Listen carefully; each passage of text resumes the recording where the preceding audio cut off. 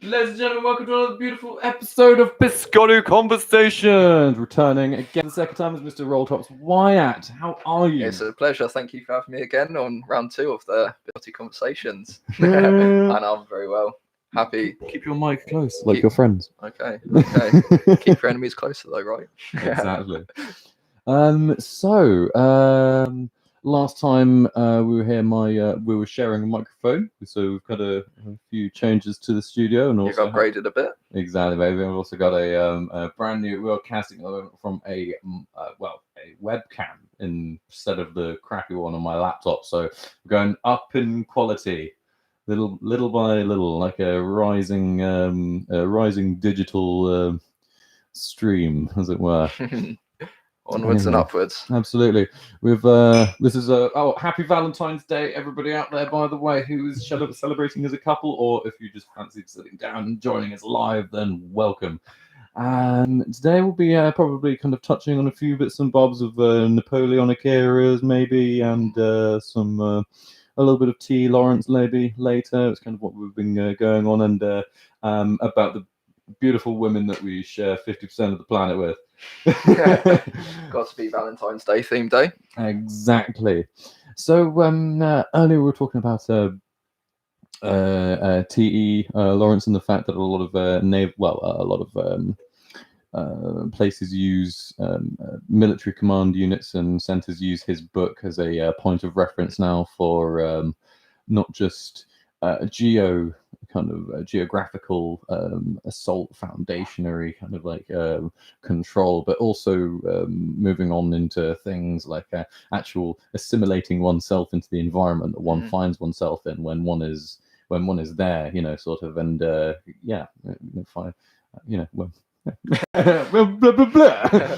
See, I do think that was one of the great things about Lawrence of Arabia. He was obviously a blonde-haired, small white guy, and he basically embedded himself into a culture completely alien to what most people from Britain had ever experienced before. The Bedouin were very, very tribal, very fierce, very big on reputation, very big on thank you, very big on a whole host of attitudes and beliefs. And Lawrence of Arabia was so intelligent and such a good leader that he managed to ingrain himself into a culture completely alien to anything that he's ever could have experienced before, really. And you tell me, why do you think he was so successful at it?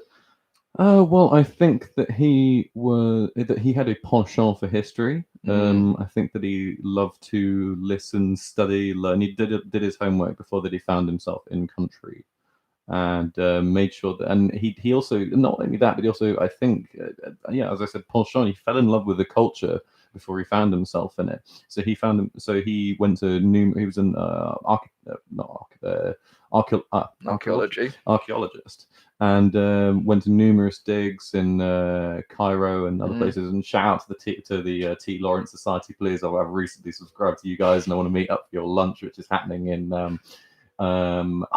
Salisbury and in Cheshire as well. They're also having a lunch. Never knew that existed. Yeah, they're quite big on social media. Well, not big as in terms of like their necessary member collection, but I mean for they hit it up and they're very attentive and they're very passionate, absolutely. And going back to what I was saying about TE is he had passions within the areas that he wished to find himself in, and was obsessed with military history and the evolution of how humanity as a cult, as a warfaring entity had moved forwards. I think as well was another point of factor, would be where I kind of like take a lot of my understanding of where he was, and I have a very limited and poor understanding compared to a lot of people out there of Lawrence, but I'm just very passionate about him. But I think that was one of the allures of Lawrence, and what made him quite mystic was even the people that thought they knew Lawrence don't really know the inner mechanics behind what made him such a great guy. And he, even to this day, like, no one really knew what was going on in his head. You can sort of guess about Lawrence, but he was a big one for over exaggerating himself. He was a big one for, creating his own like mythos, basically. And that was one of the amazing things about him. He can create such an amazing story behind himself that people just couldn't help but almost like fall in love with him. Like the legend of him, yeah, that's it. The narrative. Oh, just quickly, do by the way, your microphone is what you should fall in love with. By the way, stay close to it. As your other half would be on Valentine's Day. Your microphone in this very moment is where you should stay. Like it is yours. Treat it as your boon is your friend. How about that? Take control of it and move it closer, or invert it if you would prefer as well. It will do whatever you like. Yeah, it's like podcasts are mainly about it's a conversation piece between two people. We don't necessarily have a hello, darling. Oi. I'll just park it in the living room for a bit, mate. This is our other housemate has just turned up with his bicycle, very Lawrence-like himself, and straight in. Another great story I used to hear about Lawrence. Sorry, I heard about Lawrence was when he used to visit Siegfried Sassoon, I think it was. He would park his one of his Georges. He would park one of his Georges next to this lovely kind of well-finished, neat concrete wall, and would leave numerous scratch marks against it on the upon his arrival before going in to entertain. And Siegfried Sassoon writes lots about him. I'm actually writing a piece about Siegfried Sassoon's diary entries about his recollections of him, and he did go to stay with him as well, along with people like the three of them. I think himself and Robert Graves had numerous luncheons and teas together and whatnot, and it's quite a clique to be part of. I do believe back in the day. What would be your favorite? What would summarize Lawrence for you as almost like a recollection if you had to choose one? I mean, or one that just sparks off the top of your head right now. A man of many talents. He was a carpenter. He cycled all around Europe. So going back to the sort of bike theme, is back before he started at Oxford University, he went, or actually I think it might have been his thesis for Oxford, he cycled around castles all around Europe. And I think it was in these castles that basically gave him such a in-depth knowledge of like strategy and key locations on how to defend certain points to attack. And obviously what Lawrence did was he basically started off with a small group of Arabs and moved all through the Middle East, taking outpost after outpost. He led such a successful guerrilla campaign on the Turks, well, the Ottomans at the time. And he was a man, who could almost sort of feel like he could do anything that he sets his mind to. His topographical analysis is still used to this very day. Yeah, and that's insane. Is that something as long ago as that, which is well over? I mean, since 2014 now, well over 100 years old. Or over.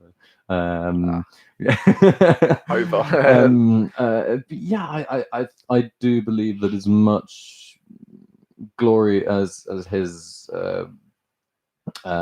life journey has sort of received, I do believe that it should always receive more. Though from what it has, I think that there should be a wing in some places for this man. I recently found myself at the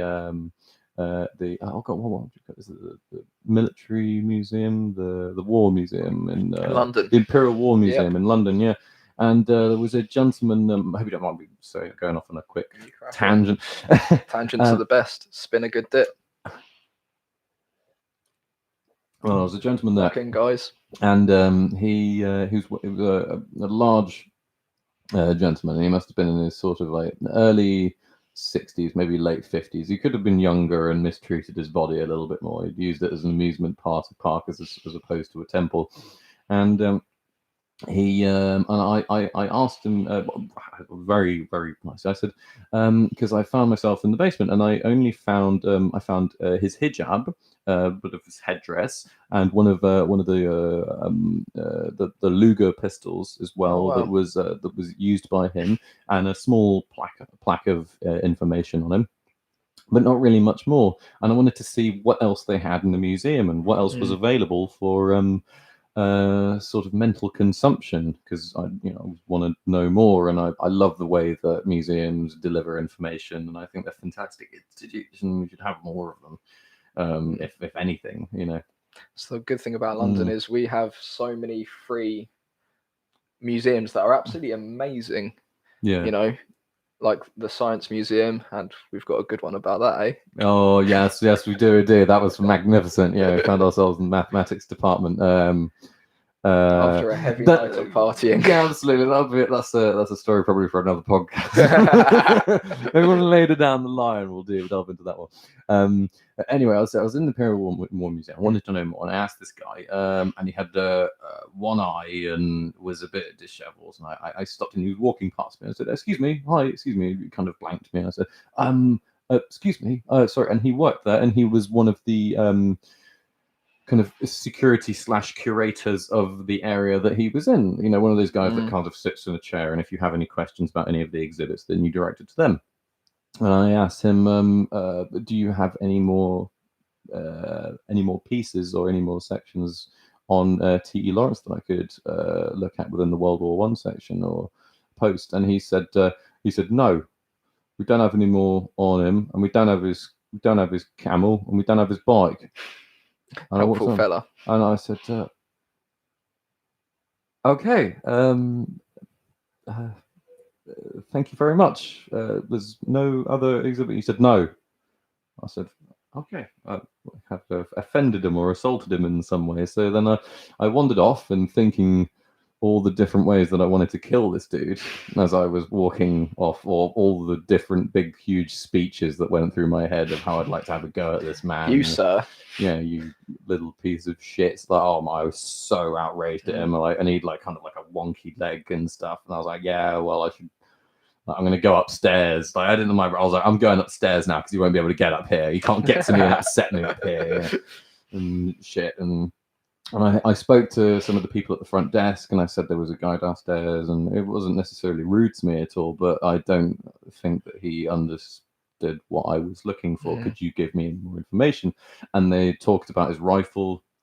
So where's his rifle currently kept? His rifle is currently kept in a private collection, and it's actually on tour. But it is found, I think, 4 to 6 months out of the year at the Imperial War Museum. But it's on loan, I think, at they sometimes keep it in their reserve kind of collection in the back. But it's I think it's at Windsor Windsor House or something. I think was where they said it was at the moment, but I couldn't find it. So to the audience that sort of might not know the history of his rifle, it was originally a British rifle, and the Turks killed a British soldier, and they took it off him, and they basically engraved it with some beautiful carvings, and the Turks gave it as a gift to the Arabs, kind of as a warning, and basically to sort of spite the Turks. The Arabs then gave it back to Lawrence of Arabia, and he managed to get a few little notches on his rifle before he stopped calculating it, because I think the fact that he had to kill people in his job role kind of hurt him quite a lot. Even though he was a colonel, he didn't really. It feels like he didn't really want to take on that kind of role. Every loss of life for him, he repented quite a bit. Yeah, absolutely. Well, it's a great form of analysis for his kind of his more humanitarian aspects of his role of kind of of definitely in the long term of bringing peace, but to so many of his contemporaries, he wanted to bring peace at a much sooner rate, I like to think, than a lot of other people, though maybe were of that era that may have sort of lived in blood. Abu el Badai, like who Badai, I think I might be saying that wrong, but you know who I mean. The gentleman that Anthony Quinn plays, by the way, in the film, his character who had 48 great wounds, all carried in battle, and he used to cut out the beating hearts of his enemies and take a chunk out of them in himself, and was one of the most feared people. He was so feared that the Turks had to mark him whenever he was on the battlefield, because just in case you accidentally killed this man, his entire family and multiple other tribes would rise up against you and find you and burn and destroy. It's like OG gangster kind of thing.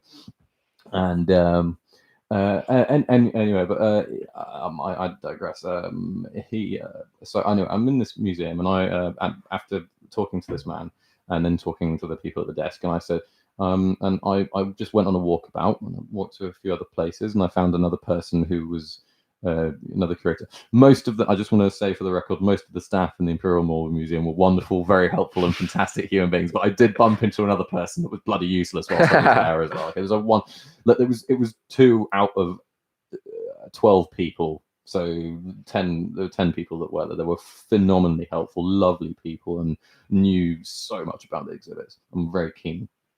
But there was another guy who was a bit useless, and I was this bit closed, and he said, "I don't know."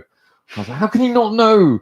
It's your job. It's your fucking job. You've got one thing to do in this bloody place, and it's to look after what you do. Why do they pay you?" Anyway, I said thank you very much and walked on, and I walked onto the you've been in the Imperial War Museum? No, I can't say that I have. I've passed it, but they have 2 kind of walkways which are above all of their floating collection of kind of like balloons, chariots, and things, which are war pieces or planes, multiple planes. I walked down this gangway, and on the left-hand side there was one of the most incredible pieces of military historical artifacts that I'd ever seen, which was devoted to Lawrence, and it was a laurel wreath. And this is one of the best stories in war I've heard. Just as a story, intriguing, interesting, amazing. So this laurel wreath was cast out of solid bronze and was placed upon the. It was placed by the hands of Kaiser Wilhelm II upon the tomb of Salah ad-Din, another one of the great military geniuses. Yeah. Oh my god, wow. And his wife as well was dope. His wife? Yeah, that's I don't know enough to speak with confidence about it, but I think it was one of his wife was like just incredible. I read a very brief piece on it, and then unfortunately got distracted by numerous other things. And anyway, so it had been placed by Kaiser Wilhelm II on this ground in Damascus, which is where Salah ad-Din's body is. And then when the British had taken it from the German units that were there, Lawrence and Prince Faisal themselves. Prince Faisal took it and denounced its placement upon there because it had been placed by German hands. He gave a speech and said, "This is not. This will. It is improper that this should be placed within the gardens that house Salah ad-Din at Damascus." And then Lawrence removed it and took it all the way back to England with him, which is now where it sits in the Imperial War Museum. Oh wow! And this asshole on the bottom floor didn't even know that this was fucking one of the exhibits, which was related to Lawrence. I mean, for goodness sake, that's a key part of history, really. Absolutely. And I was a bit hurt by the fact that this person wasn't aware, even though Imperial War Museum, you need to step up your game. Exactly. Come on, shout out to all 10 other members of wonderful staff over there, but you 2 buttholes, you should be fired. Yeah. Can I get an amen? Can I get an amen? Anyway, but yeah, to T.E. T.E. Lawrence. My favourite thing, I'd love a sign with what was above his front door above mine, which was Al Frontis. Al Frontis. It's Latin for I don't care. It was above his front door at Clouds Hill. No, I've been there as well. Is this the one he carved himself? Yes. Oh wow. Beautiful. But still there. Life lesson for everyone: stop caring. Life will be a lot better. Yeah. Well, give me the God, what was it? Give me the luxuries and I'll do without the essentials was another one of his, I do believe. But yeah, anyway, so TE is an incredible thing that we've kind of bonded with for a long time, and something that you've been reading his book, Life by what's his name? Is the name of the author? I don't remember. Michael something. Nah, no comment. And But it will be remembering later. We're going out late, hence why we're dressed as we are. we're in just this having beautiful garb. Look at this. I mean, it's all about that tiger jumper. But we're going out for a few drinks. So this is just our little warm This up. is preliminary wineage and Lawrence talk, and And a lot of it will be carried on at the bar. absolutely. And oh god, I feel like I'm doing a lot of the talking here. You must. No, not at all. You're spinning good bits. So. Well, the only thing is, I was about to go on to the topic of that thing you asked me earlier about Napoleon. Okay. Do you remember what we were talking about with Napoleon?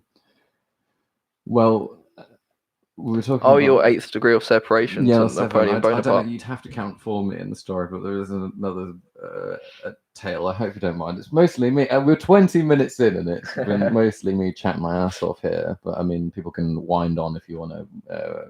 If you probably want to hear my guest host speak a lot more. But Nathan is I would say in a lot of disciplines far more learned and better than I am at discussing things. I would trust his mental capability at preserving the correct information as opposed to mine, which is like vomit. I just sick stuff out everywhere. Oh, you honor me.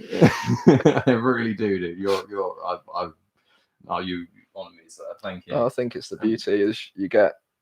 It's not necessarily that. It's good friends, people that like to discuss a variety of topics. That's where true learning comes on. You can read 100 books and you can't beat a good accurate discussion on certain topics, and that's where the real learning is, when you can discuss with another person like the ins and outs of stories. You can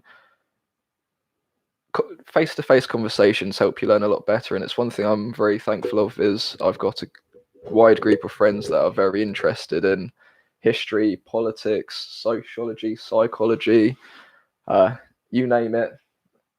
It's great. Yeah, you definitely have a very eclectic. I said on the first podcast that Nathan came on. He said, I said you're a man of 1,000 disciplines, because you really are. And we were going to play chess during this one. We were going to play chess. Still have time. Do you want me to grab a board quickly? We'll save it for later. Oh, okay, very well. Yeah, okay. Nathan is a fantastic chess player and has taught me much about the game as well. But you know, there's a lot of things that I wouldn't have learned or wouldn't have been aware of if it weren't for you in the game. You honor me. So one of the things I'm actually trying to get going at the moment is a chess tournament with a bunch of the Navy lads that I'm like living with. So we've got 6 good players, and maybe this week or next week we're gonna have a little tournament. We've been talking about it for weeks and weeks. Yeah. Are you gonna be speed, clocking, or bullet? You know, or just standard play? Just standard play. Okay, it's quite long games then. Could be. Yeah, but we've had 6-person tournaments. Yeah, we have. We didn't have a clock as well, which is interesting. I forgot about that. Yeah. I think I absolutely annihilated Greg. Shout out. Shout out to Greg, also been on this podcast as well. Dude, you seen 3D chess? 3D chess. Yeah, no, I've always wondered how it works out though. Have you ever played? No. Greg has or had a board, or one of his mates has a board. Greg, because Greg has been, I don't know if he still is, but was stationed at one point working at Mankind. I remember. Yeah, and they have all of that. So it's like the perfect shop. It's like if you worked in Hamleys or Harrods, and you just worked in the toy department. Can you imagine like a more fun job? Is just dicking about with all the cool toys, like those little planes, and they throw them and they just do like a little circle. Yeah. Anyway, Napoleon Bonaparte. One of the most amazing generals ever to have existed. Some of the tricks and that he managed to pull off. Unfortunately, I think at the end his sort of ego got to him. He thought he could conquer Russia and that's not going to happen anytime soon.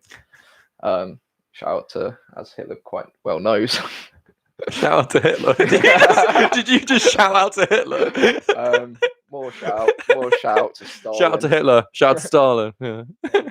R.I.P. guys. R.I.P. bosses. Yeah. Yeah, they got wrecked. Correct. R-E-K-T. But no, Napoleon was an amazing guy. What he should have done was consolidate his successes, but unfortunately, like most people, they have success in their young years, let their ego get to them, and before you know it, you've made 4 or 5 powerful enemies that all want to crush you, and that's never good. He fought a war on so many fronts as well. Oh god, it's mad to see how So, many. do you know his most successful victory? Educate me, please. Okay, so that I don't remember what part of his. I think it was his second big war. He was being attacked by the Prussians, by Russia, by the Austrians. There was a possibility that the English were going to get involved. And basically, what Napoleon done is there was a certain Austrian general, and he was leading 70,000 troops to basically attack Napoleon. And what they were going to do was link up with the Prussians, join forces, and he was going to link up with another force of Austrians. And Napoleon basically rushed his troops out to meet him, and by doing some amazing strategy, split up his divisions, surrounded the Austrians, and basically his biggest victory, there was barely a life lost. The Austrian general surrendered because he could not predict Napoleon, and without a single loss of life, 70,000 Austrians surrendered, and as a result of it, basically forfeited this whole Grand Master plan involving like hundreds of thousands of troops to Napoleon. And that is just like a brief glimpse of how great of a strategist Napoleon was. He had the same equipment, he effectively had similar troops, and from that, just how well he managed his forces, he was able to, like, 70,000 troops surrendered to like a force that would have been no bigger, you know. Wow, I've not heard that one. That's amazing. I've heard of the I've read in a little bit of detail Waterloo, which is a phenomenal battle story. That's incredible, with the different ridges and how the Prussians, like, is it the Prussians came and helped us? Who was it?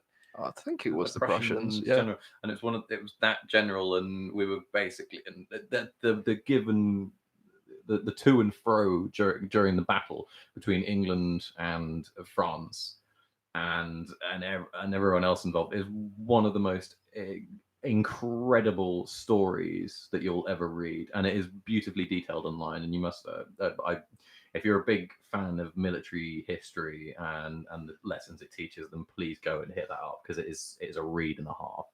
I'm just saying that to everybody in general. But yeah, when they take like the west ridges and whatnot, and then we were driven back, and Wellington's 3 of his horses were shot out from under him. Oh wow! And he still survived, and he went back the first time and grabbed another one and rode out on it, and then that one got shot out, and he came back, and the same thing happened twice more, and took 2 different lines of defense. And then eventually, on his 3rd or 4th horse that he rode out on, he took this this kind of this little ridge, and they nearly gave up. They were close to not giving up the battle, but giving up the ground that they had taken, retreating, consolidating, and then consolidating, reinforcing, and then redoing the assault upon the ground. And just within that moment, the Prussian guys came in.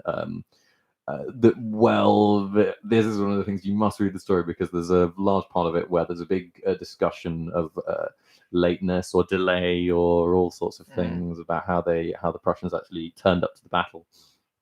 And the Prussians finally turned up to the battle and won it for them. They helped to take this left-hand ridge and distracted Napoleon's forces, because he wasn't quite prepared for when they were going to turn up. And then eventually, the pure force on force within the ridge ground, and Wellington hadn't given up and hadn't retreated. Eventually, they pushed their way back up, and that won them the battle together.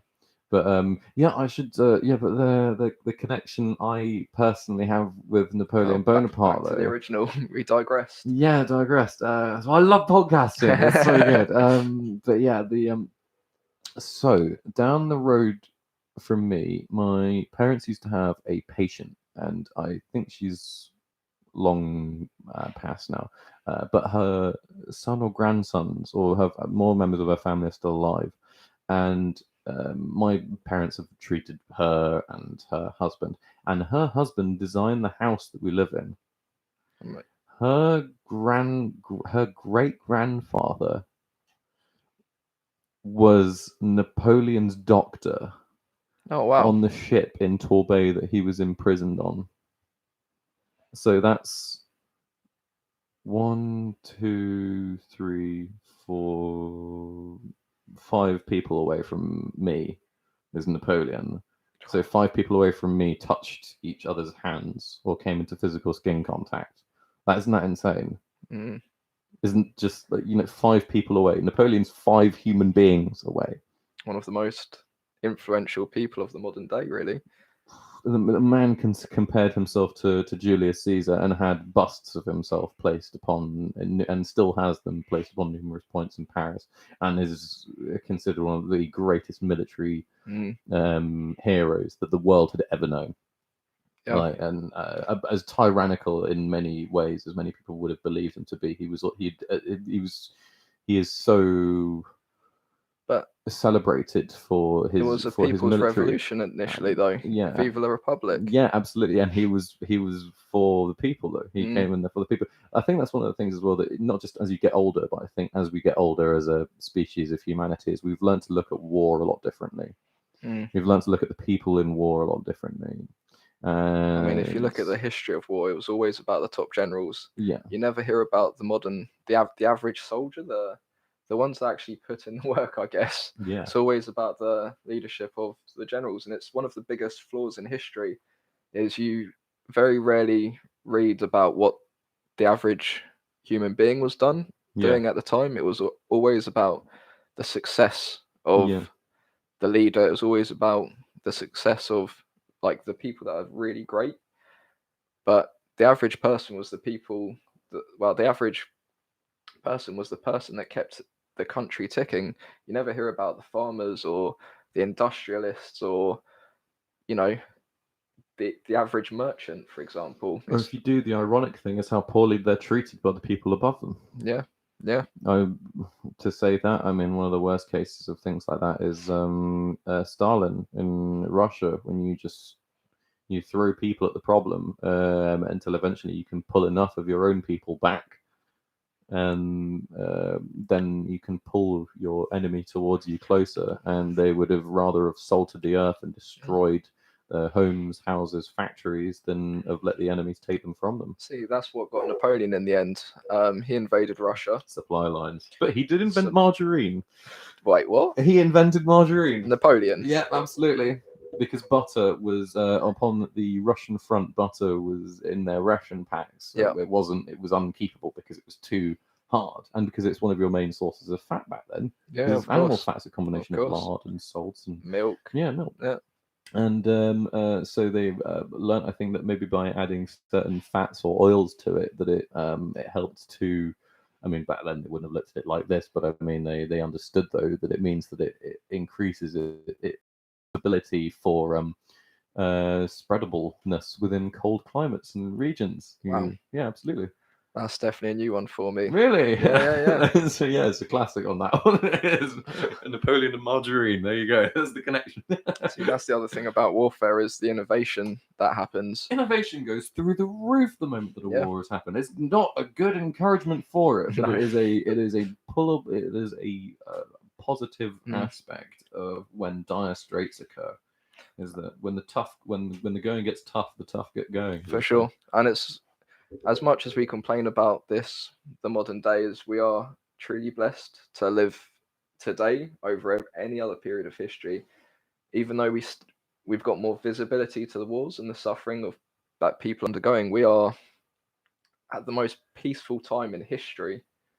We are at the precipice of, an amazing possibility of, like, we are the precipice of the next thousands of years. What we do today will affect generation after generation. We've got the internet. We've basically even though we've got the coronavirus going around, we've basically stopped most diseases. What do you think about that? What do you think about the coronavirus? The coronavirus, yeah, I think the numbers of people that actually have it is a lot higher than is being reported. With the way that China is as a sort of like quite a large totalitarian state with a very, very strict control of the media, I think the number of cases that they're reporting is probably a lot lower than the average, like a lot higher than what they're saying. And I think it could be an epidemic, but the way that the WHO, like the World Health Organization, are handling it, even from sort of day one of it becoming an issue, is fantastic. But that guy got released recently. Did you see that? What guy? The doctor? Yeah. Well, not the one that died. No, I mean the one in England. I think patient Z in England. Okay. I think who was taking it over here, which was about a couple of days ago, has recently been released from hospital. They were saying. That's the other thing about the coronavirus is, yes, people are dying from it, but the actual mortality rate is nothing compared to previous viruses that we've had in the past. Like the Spanish flu wiped out, what was it, 80 million people? That's about 100 years ago. Yeah, about 100 years ago. But what we've got, the coronavirus is 1%, if that, and it's usually the sort of most at risk people are the old people, the people with underlying health issues. Well, it's the Wuhan strain specifically, because coronaviruses are, coronavirus is actually a certain strain of viruses. Yeah, we've known about it for a while. There's an interesting video of a guy. But the Wuhan is a pneumonia orientated susceptible thing. Sorry. No. I mean, that's what the coronavirus does effectively, is creates pneumonia, but this one's a bit more stronger. Yes. And a bit more, I think the incubation rate's something like 14 days. So you'll have the coronavirus for 14 days and not show many symptoms, and that's when you're most likely to pass on. That's why it's been so hard to track and to nip it in the bud before it actually has become an epidemic. And again, the way that the World Health Organization is actually handling it, just like the way that they handled the Ebola virus, is absolutely amazing. And the quarantine efforts of it, yeah. So did you get any sort of updates when you were on the base or anything? If you don't mind me asking, I mean, if you can't divulge. No, military. They're quite open. Double O, yeah. No. Okay, Double O. The coronavirus is on board. Me and one of my friends are talking about going MI5 soon. Nah, that's not going to happen though. This is a very small form of smallpox. If you can be injected into the nib of your enemy in immediate form, all you need to do is take your cuffling and fire it across the room. See, that's one of the other sort of bits that people are spinning, is that finish your martini first. The Chinese are obviously manufactured it to, smite the world, I guess, or maybe even America to smite China. The doom there. It's just that, dude, conspiracy theory level effort in the past. I love that. The whole thing of conspiracy theories within the past 10 years has just gone it went conspiracy believable. It's actually believable, and then loads of people have gone, "What the fuck are you guys talking about?" Eventually, it's got to the point where people are like, "There's no way people aren't that." Earth theory has to be the precipice. Get the fuck out! Absolutely, go home. Oh my god! How can someone believe that the Earth is flat? You are literally ignoring hundreds, thousands of years of science. And that's the one way I will shut down any conspiracy theory, is how many people need to be involved to make this conspiracy happen. And it's going to the Illuminati, for example. Oh shit, we're on conspiracy theories. We're gonna you and I are gonna have a later podcast where we're gonna get properly into conspiracy theories, and we both know why. We'll save this for round 3. But the thing with the Illuminati, for example, no one. I don't care how rich or how powerful you are. No one is able to control the whole world or to control the economics of the world. I think part of what it boils down to is people like to think that every issue that's happened in the world is because someone's controlling it. Yeah. We hate chaos. We, as a species, we like order. We thrive. Yeah, we move towards this, but any form of consolidation of products and people and power and situational orientation as well. The other thing as well is that the more of that you get, the more you have to control. Is that the more you bring towards you, the more you have, which means the more you have to look after. Every single one of those is a, have you been in charge of a team of human beings. You've been in charge of a team of 3 people. No, I can't say that It's I have. very difficult. They have a lot of wants and needs and necessities and stuff. And you Yep. can look at it as a very positive. It's all about perspective. It's whether or not you look at it as a very simple. You just make sure that you give them very simple details and things like that. Yeah, but then of course you give them more autonomy, and then they have more likely to want to go off and do their own thing because they have the right to do that. And then, or you give them very strict and very specific instructions.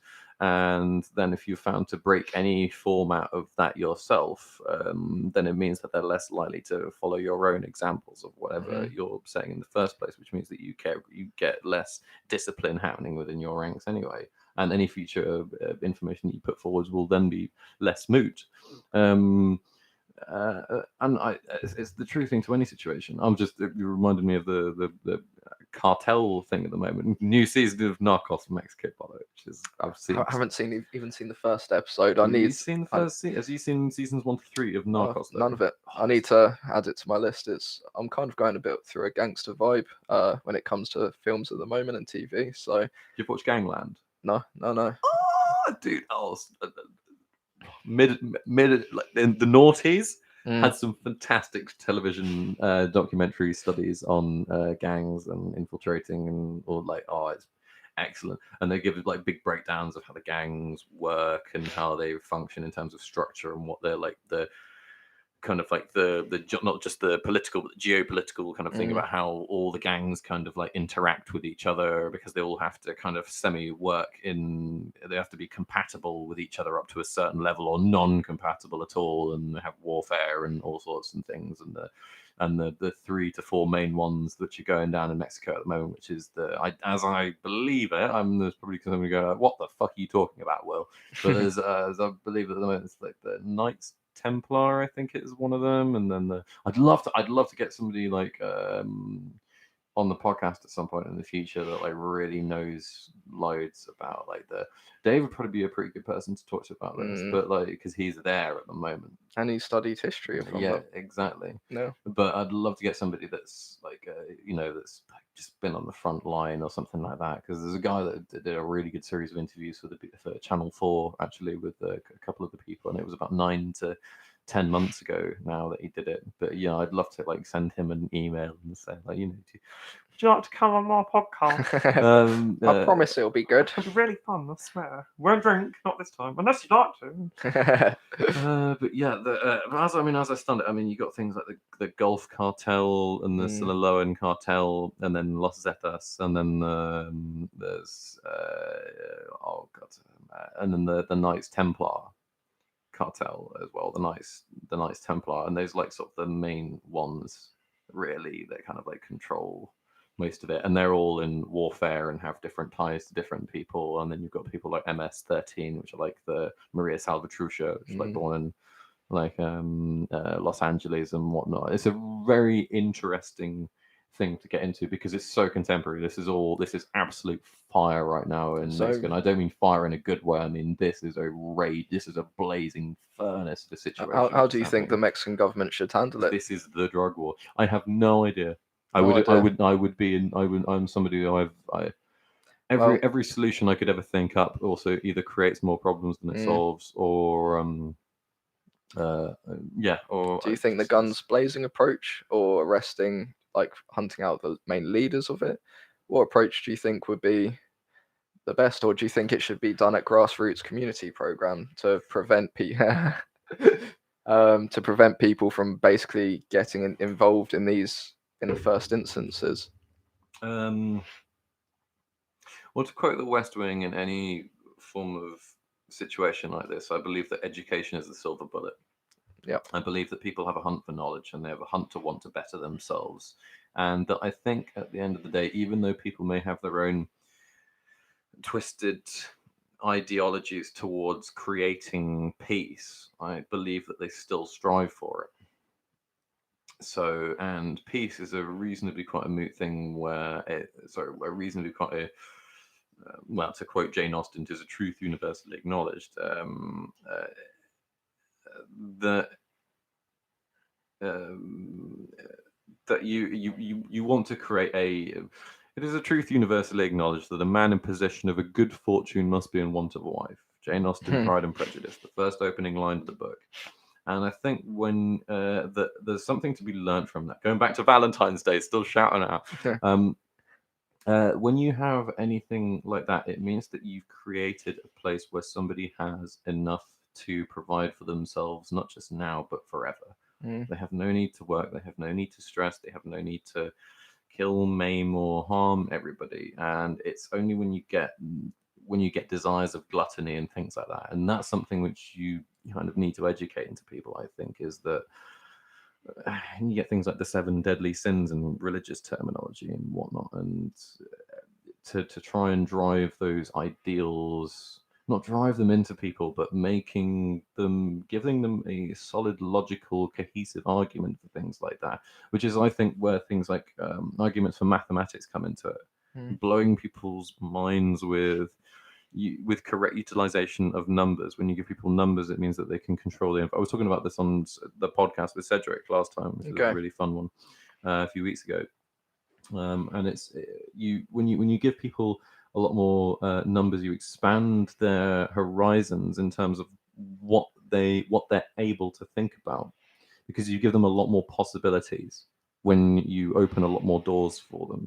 You're saying, like, right, is it a 6? Is it a 6 or is it a 9? And then you're like, okay, well, you just like put a tiny bit of a circle on it. It's also an 8, and then it's you're giving rise to creativity sort of things. So, and it's not just necessarily something to shoot or kill somebody with, or to create a better situation for yourself. It's a reason to leave it, or it's a reason to convince people to say, have we got enough? Do we need any more?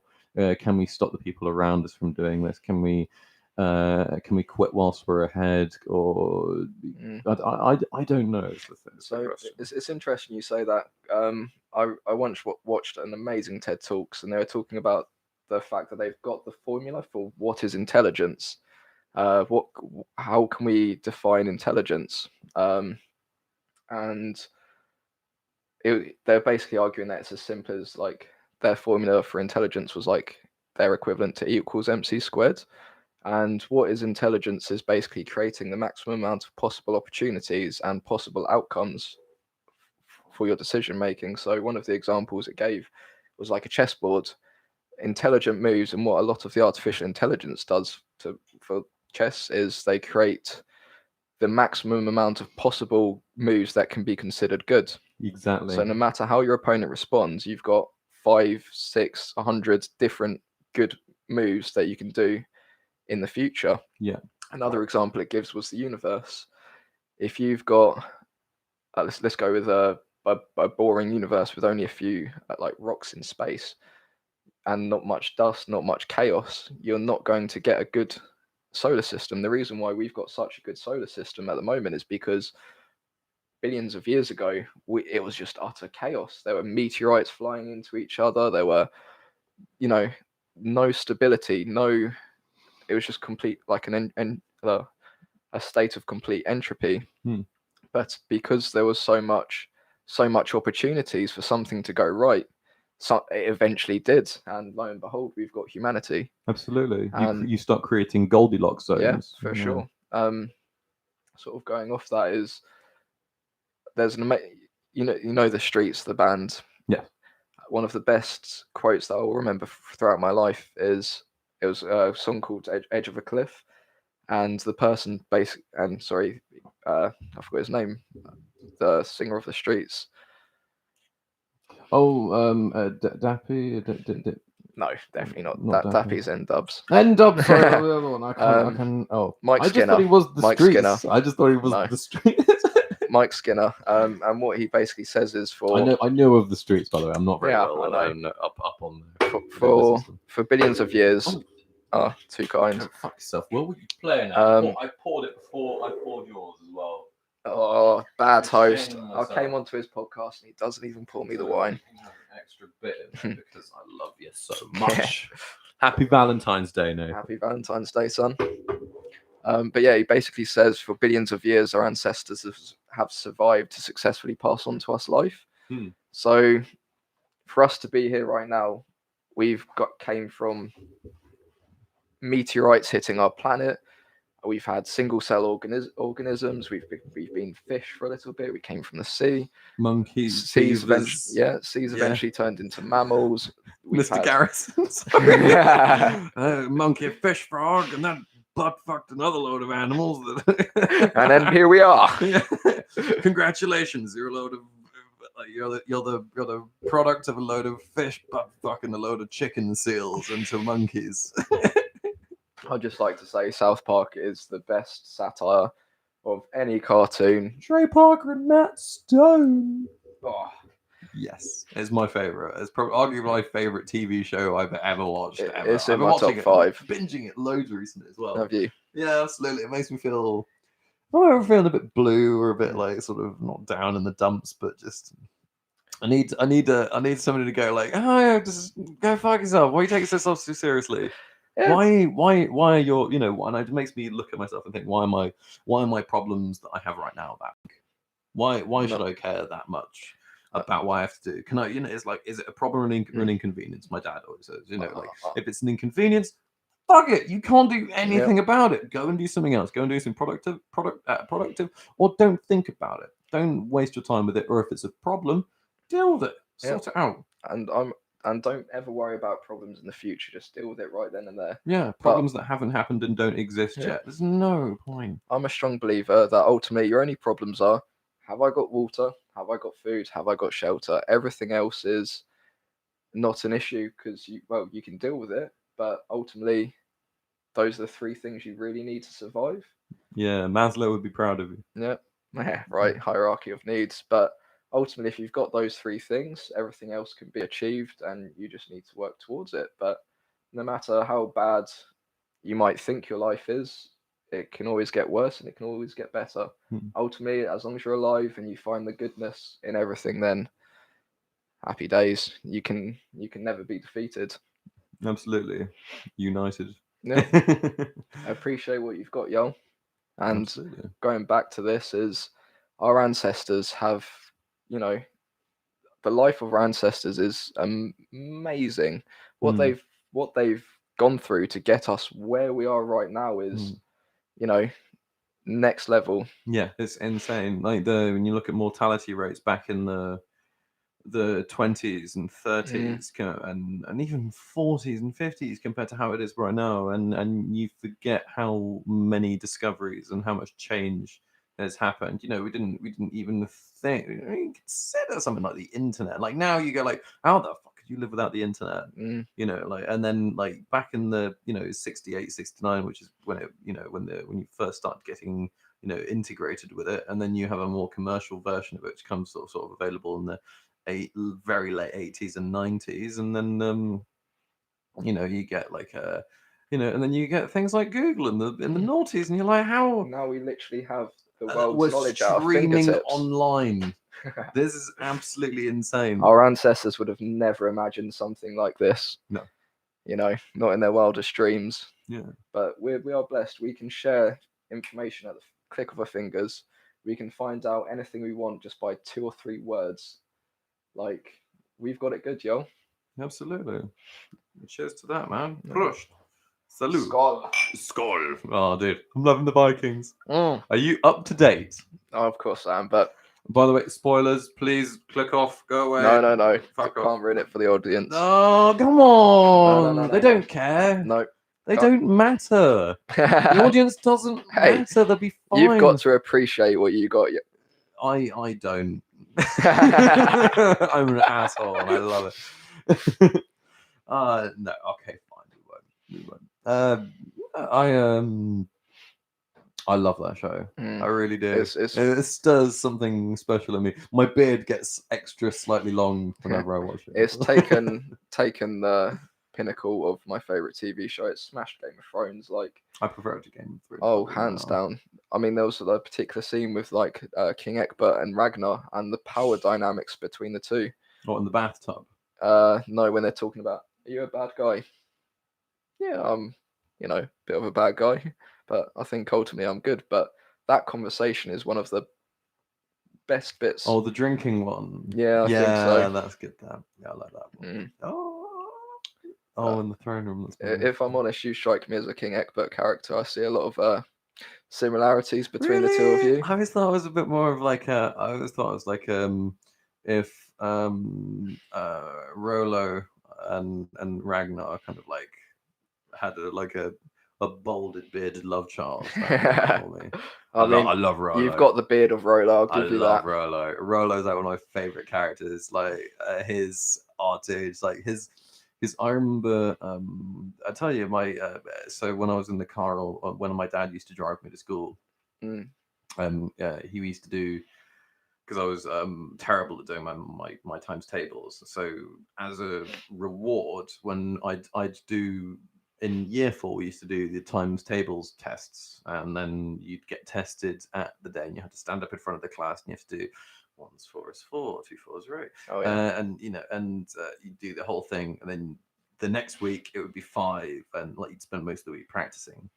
And as a reward, my dad would tell me another story of Ragnar and the sons of Ragnar on the way into school. What an upbringing! I was so cool because he was like reading some of the books and a rare collection of books, doesn't he? Oh, I wouldn't say necessarily. He's I would say that he's I don't know. I in all honesty, I couldn't speak with true authority upon what my father does and does not know. He's incredibly humble. He knows so much about so many things as well. A lot of my desires to learn about things like physics. I do like a bit of physics. I love physics. I was reading I'm really sad I'm in the last like 30 to 40 pages of Brian Cox at the moment. I don't want to finish reading it because I've gone on to the the ultimate equation, the master equation. That's it.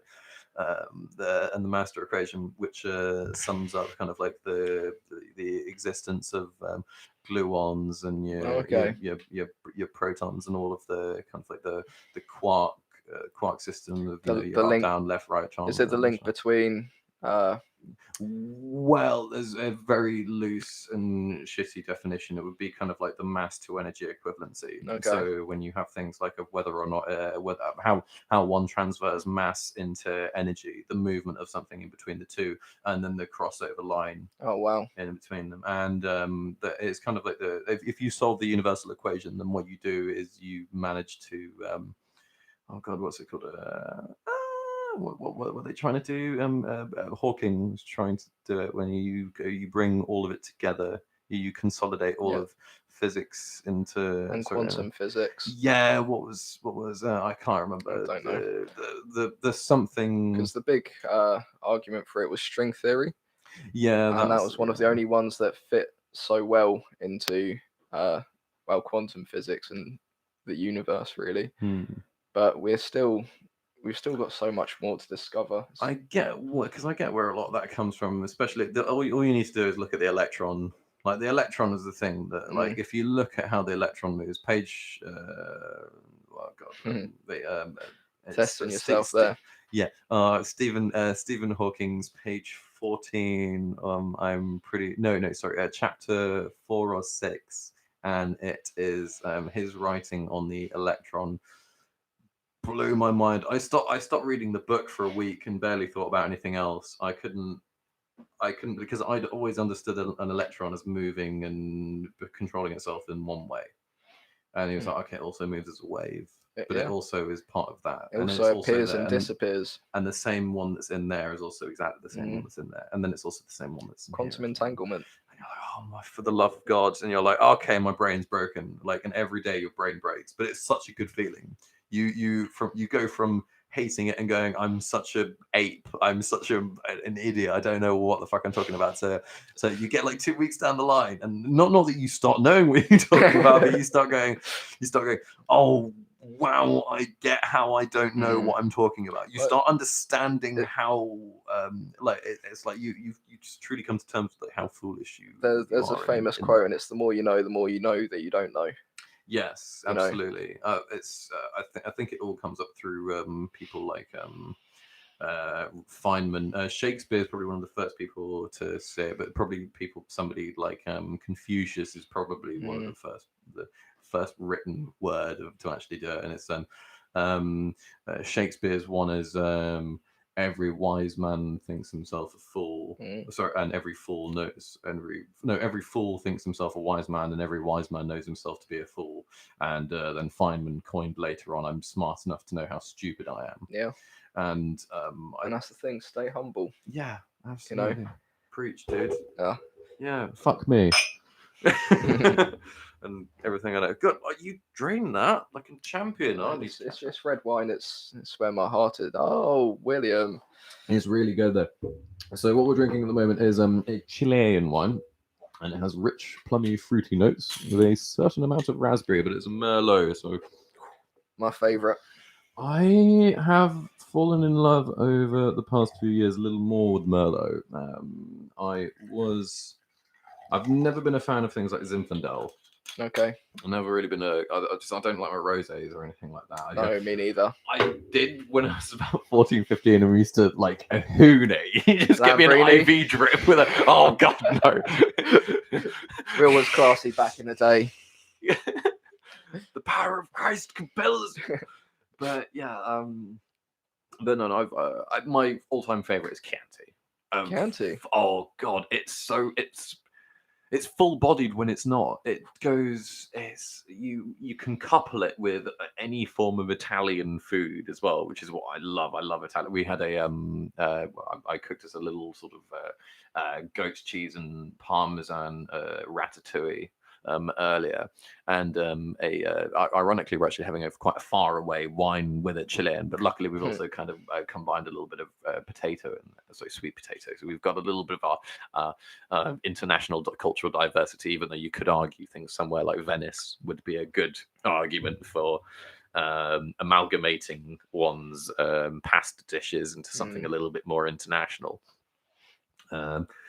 But yeah, I think Chianti though is the one for me. That's I mean, what would you say? I mean, you're a white. Would you drink a white wine? No, always red. Always red. Always red. You never flit into the aisles. No. I was seduced a few months ago by a very nice white.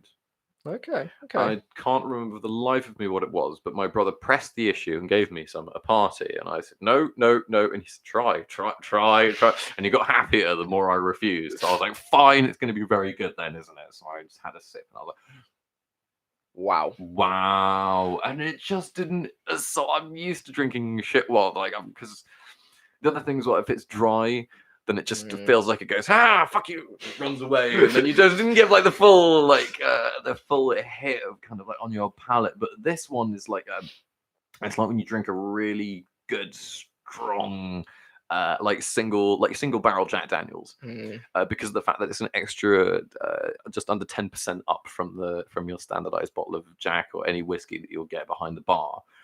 You can float a tiny, so you take a snifter and you float a tiny bit upon the top of your tongue, and you can feel it as you breathe in. You can feel it evaporating from the top of your tongue, and you taste it through. It's like having a gas. You remember having gas chambers when you're like young binge drinking? Gas chambers, no. Yeah, gas chambers when you take not Malibu, Sambuca, and you put it in a short stem wine glass, and you set fire to it. No, I can't. And then you put your hand over the top of it, and then that puts the flame out, and already then you've burnt off and evaporated a load of the Sambuca into the air. And then you hoon your Sambuca in your glass, invert your wine glass onto the table, hopefully with a wet tablecloth as opposed to create a vacuum seal underneath so that none of your alcoholic vapor dissipates. And then you place a straw underneath it and you suck the vapor out, and it gets you absolutely obliterated. And that's a new one to me. It's a little bit like that is when you drink a really good but strong Scotch. Anyway, but going back, this is what this white wine that was like that my brother gave me a bit of, and I had a snifter of it, and it just almost felt like it was. When I breathed in afterwards, I could taste so much of the flavor of it. There was all sorts of other things that I hadn't tasted in a wine before. There was a little bit of nuttiness and oaky, fruity kind of like a thing. I immediately felt the drive to go and get myself a wedge of cheese. Okay. Anyway, I'm just gonna have to just cross the toilet. But if you could just keep going for a second. Do you want to pause it for a second? No, we can't. I'm afraid we're live streaming. Discuss. I tell you what. Discuss your favourite wine and cheese combination for the rest of the Wine audience. and cheese combination. Okay. Yeah, it's got to be a Merlot. Cheese. Oof. Any really. I first fell in love with wine when I went to New Zealand, and basically me and my cousin, we went on a biking wine tour. So obviously riding a bike is completely illegal when you're drunk and you've been drinking. But for some reason, in this one part of New Zealand, they would let you uh, basically cycle while pissed. And me and my cousin, we went on this amazing bike ride, went to so many beautiful vineyards, and that's actually where I fell in love with red wine. We had some amazing cheeses. We done a whole lot of fun stuff. Uh, so yeah, that's it really. um, but I don't know really. What would the audience say the best wine and cheese combination is?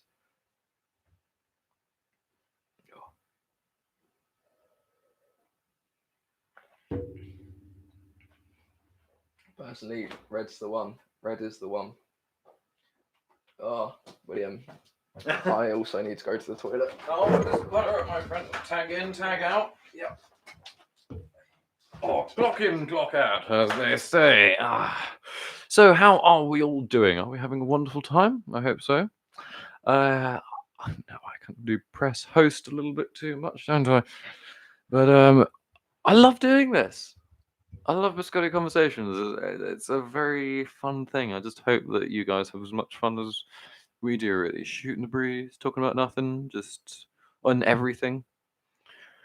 It's kind of like exploring the human condition, almost, isn't it? Like, discussing what it is to be us, the mechanics of finding what you like and you don't like in life, and making sure that you have just enough of it, and diversifying your portfolio with as many interesting experiences as you possibly can.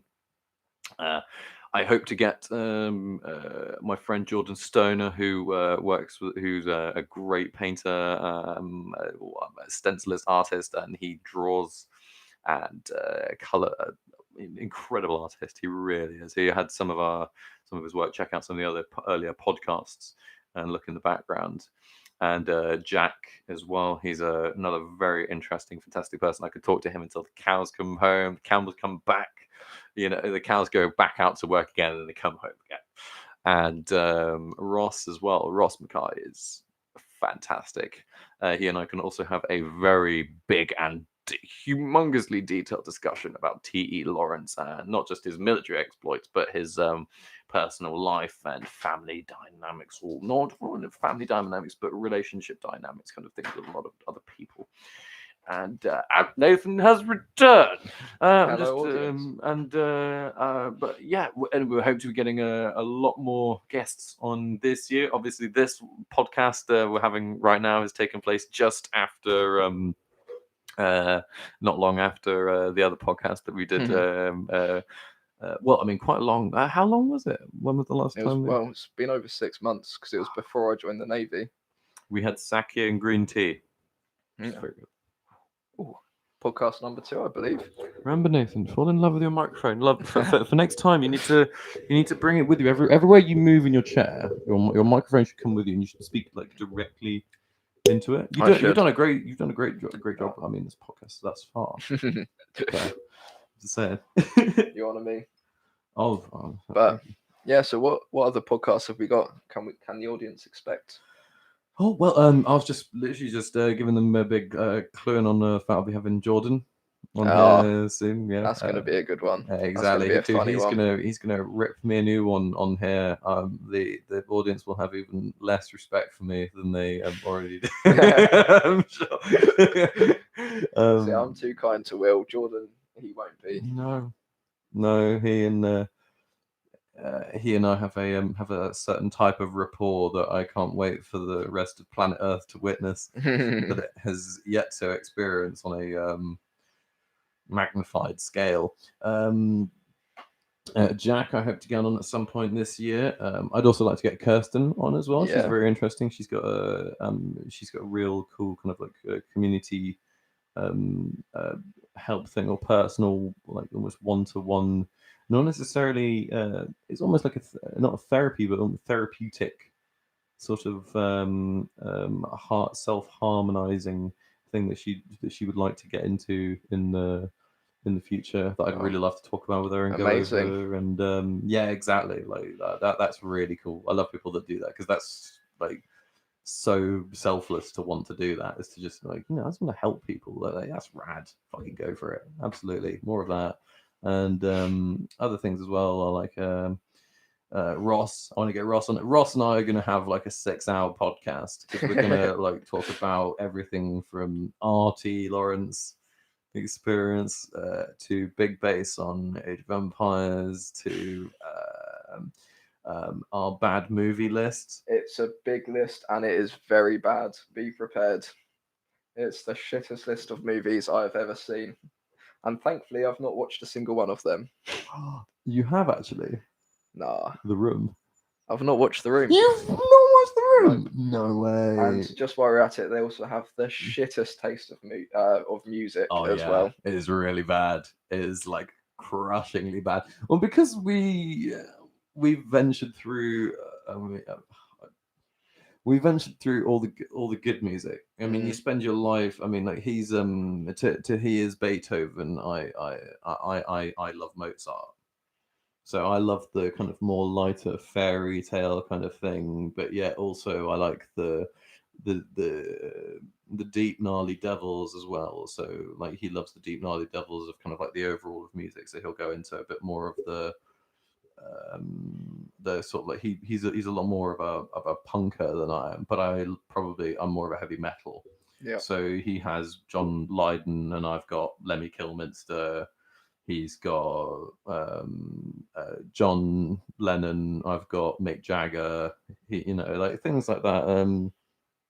But then obviously we both can sit and we could both sit and do an hour and 20 minutes on Jimi Hendrix, just Jimi Hendrix records, B-sides, main points. So yeah, Can't beat Jimi Hendrix. Oh my the best god, guitarist. Yeah, like we had very good wrists as well. Yeah, fantastic wrists. Very good wrists. I thought you said wrists, not riffs. You probably said wrists. But yeah, like just sit forever and talk about that shit. So I'm looking forward. There's loads of people I want to get on. There's a guy who's a big conservative endorser on that I work with at work, who wants to come on and plug like a load of like the things that he's politics. The things that he like really like he really believes that like conservative as its basis definition. And I kind of really like that about him. Like he's like, oh, I just want to like not necessarily conserve but preserve, like kind of thing. If it was like I'm not a political person. I couldn't give a shit, but I want to sit here and kind of like see if I can. I just want to ask him a lot of questions about what he thinks and why he thinks. And... The thing I've never got about conservative ideology is you can try and preserve it, and it's like looking back into the golden years of society. At the moment, Britain has this big nostalgic thing going on that's saying that the 70s, the 60s, 70s, and 80s were the golden years. But ultimately, whether we like it or not, the world is always going to be moving forward. And you can try and conserve, you can try and preserve, but whether we like it or not, the world is moving forward. It's why I personally would not vote for Jeremy Corbyn, is because I reckon his policies would have been great in the 60s or 70s, but we're now in the 21st century. When he was younger. Yep. Now the world's moved so far on, and I think what we need is a new form of politics. We need a new party to represent today. Yeah. Not just based on ideology from 30, 40 years ago, from Thatcher, really. Yeah. It's a very difficult thing for me, politics, because I always end up playing devil's advocate. I always go because I got really interested in it at one point when I was in sixth form. I got really interested in politics. Not that I was devoted to any one particular cause or anything, but I just I don't know. I thought like, oh, nothing's right like nothing's actually correct. Like it's I always like that Churchill thing that he says that it's oh god it's the is it democracy is the worst form of capitalism or something or something like that. It's the worst form of government except for all the other ones. And Amen. I've always kind of thought that the only problem is I'm a little bit of a Russell Brand in terms of like I'm a little bit of a Russell Brand when he wanted a revolution. I want change. I want change and I want revolution and reform as much as possible. But I have no idea what I want to replace it with. I have no idea. I don't know what would be a healthy or useful solution, and I'm well aware of how I'm smart enough to know ask people. There's an amazing Terry Pratchett quote, and it's revolutions are called revolutions is because they always come around again. Cyclical, yeah. Cyclical. You know, as you have one person, they'll create the revolution, and maybe 50 years in the future, there'll be another revolution to counteract that revolution, and so on and so on. Yeah. We're lucky being, especially in Britain, is we've not had many revolutions. We've got it good. We've had a stable government. We've not really since the Civil War, no. No. And you know, we are lucky to be in the system that we're currently in. Absolutely. Especially when I think that, I mean, I think that there's a lot to be said for, I mean, there's a lot that people will say that's wrong and right, and we don't get heard and we do get heard. But I think that we get heard. I really don't think there's a lot that gets heard and there's a lot that should get heard. But I think that there's more that's heard now than has ever been heard before. Yep. Like, I think that we're not as stamped on as we used to be. But I remember, like, when I was a kid, I was like, oh, there's no fucking point. Nothing's ever going to get heard. Like, nobody's going to give a shit. Like, why would they? They're often, like, the big buildings seemed to cover up so much of what happened inside of them a lot more than it used to. It was a bit like how you look at museum, like how I used to look at museums when I was a kid as well. I was like, oh, I'll never be part of this institution. Nowadays, you go and like, oh God, I hope they keep this place going. Yeah. You know, things like that, and you start realizing that you're a little bit more part of the paintwork than you want. So you're more part of the furniture than you thought you were. You matter more than that goes back to what I was saying earlier about history. Is everyone has a part to play in creating the society of the future, even if it's the smallest role. It's a role. It is a role. Not everyone can be a great leader. Not everyone can be a boss of a company, but the role that individual people create for a system is paramount. Yeah. Everybody knows Turner's pies. Yeah. It's like, you know, it's whether or not you want to be the guy, you know, like, do you want to, you know, are you the guy that makes the, you know, are you a candlestick maker, or are you the guy or gal? Are you the person to go to for candlesticks? Do you provide such a good, solid item of such continuous value in terms that, you know, it keeps giving, it's got multiple purposes if you want it to, sort of thing, without it even trying? You know, because it's not designed to. The best things are never designed with that function in mind, but they can do it if you push it to its. I mean, look at Viagra. Exactly. Yeah. You know. Originally, something to help your heart, and it turns out it had a very important side effect. Absolutely, which has now turned it into a multi-billion-pound product. You know, that thing helps keep an entire industry going, and keeps many a man going. Shout out to Ron Jeremy. Oh, why is he in porn? He's got his own rum Jeremy. Has he actually? He does. Oh shit! Son. And he also has a small plaque in one of the Disney parks, but it's removed now. They've removed it, not because of him being on it. They just happened to remove it because it was part of the section that they were like, right, we're going to change this up a bit because we want to put something else here. So how on earth did a man like Ron Jeremy get a plaque at Disneyland? Dude, everyone's allowed at Disney. You're not just not allowed at Disney. You can't just go like, oh, you're Ron Jeremy. You're from the porn industry. You're not allowed in Disney. How did he get a plaque? Well, because if you pay, you can pay like $130, and you can, if you want, So, for example, if you and I were, I don't know, if you and I were like a couple of gay honeymooners over there, then we go like, oh right, well, can we get our plaque put in in here, and they go, yeah, absolutely. So it's $120 for 1 minute miniature picture, and the picture gets stenciled, and then you have like a little bit of name underneath. Or you can also Okay, have it wow. on the floor as well. You can have it like as a tile on the floor. It's a little bit like the Hollywood Walk of Fame, but there's more tiles.